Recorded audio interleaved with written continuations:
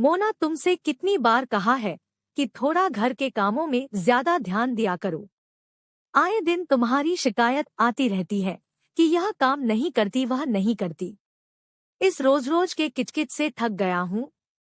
तुम अपना काम सही से क्यों नहीं करती हो? अगर तुमसे काम नहीं हो रहा तो जाओ अपने घर जाकर आराम से रह लो। मोना, मैं काम करती तो हूँ और कितना करूँ, मैं हर काम सही करने की कोशिश करती हूँ, मगर जितना करती हूँ उतना ही फैला मिलता है। कोई और भी तो काम के हाथ नहीं लगाता और मम्मी तो बस दिन रात सुनाती ही रहती है, चाहे कितना भी अच्छे से काम कर लो। ऊपर से आप शुरू हो जाओ। मोना रोने लगती है। अब तुम रोना धोना शुरू कर दो, मैं तो तुम्हारे और माँ के बीच में पीस के रह गया हूँ। विनय इतना कहकर ऑफिस के लिए निकल जाता है। आज विनय की बुआ जी आई है तो सास अपनी ननद से कहती है कि हमारी बहू तो काम ही नहीं करती, पूरे दिन भर फोन पर लगी रहती है। अगर किसी काम के लिए कह दो तो मुंह फुला लेती है, कहती है कि तुम तो टोका टिप्पणी करती हो। मोना की सास हर किसी के सामने मोना की बुराई करती थी। यह सब सुनकर मोना अंदर ही अंदर टूट चुकी थी।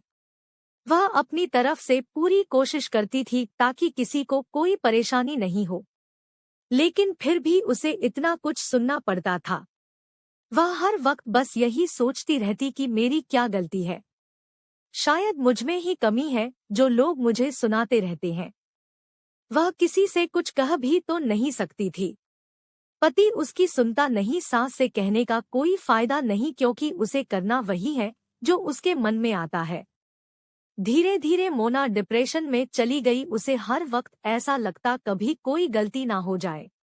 वह काम करते करते घबराने लगी। जब उसके सास आसपास होती थी तो लगता कहीं कुछ कहना दे। वह उसकी मौजूदगी में काम भी ढंग से नहीं कर पाती थी। उसके हाथ पांव कांपने लगते थे। उसे लगता कहीं कुछ गड़बड़ ना हो जाए। उसकी सास ने उसका इतना जीना हराम कर रखा था कि वह मन ही मन परेशान दुखी रहने लगी, रात दिन बीमार रहने लगी। ऊपर से सांस के ताने उसे अंदर ही अंदर खाए जा रहे थे। लेकिन उसके मन स्थिति ना ही उसकी सास ने समझी और ना ही उसके पति ने। नतीजा यह निकला कि मोना मेंटली रूप से बीमार रहने लगी। उसके मन में सास के प्रति नफरत भर गई। उसको अपनी सास की आवाज अच्छी नहीं लगती। उसके कानों में हर वक्त अपनी सास की आवाज गूंजने लगी। काम करते करते उसका हाथ जल जाता, उसे पता भी नहीं चलता। हाथ कट जाता तो भी उसे पता नहीं होता कि उसका हाथ कैसे कट गया। उसने एक दो बार अपने पति को अपनी स्थिति के बारे में बताया, मगर उसने ध्यान नहीं दिया। हाथ जल जाता या कट जाता, तब भी कोई मोना की मदद नहीं था।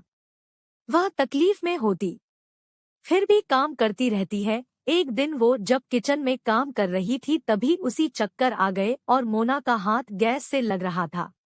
उसका एक हाथ जल गया।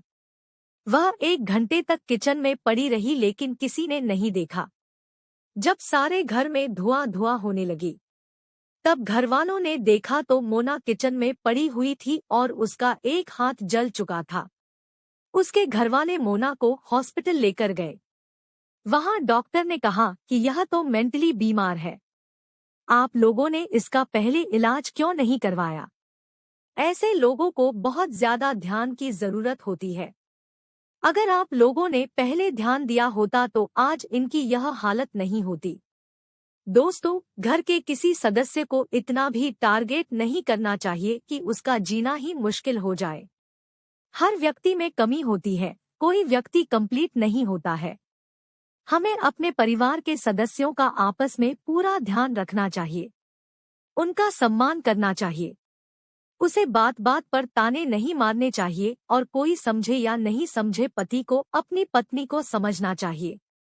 सास चाहे कितना भी कहे उसे उतना फर्क नहीं पड़ता, लेकिन पति उसे कहे तो वह बात सीधे उसके दिल दिमाग पर लगती है।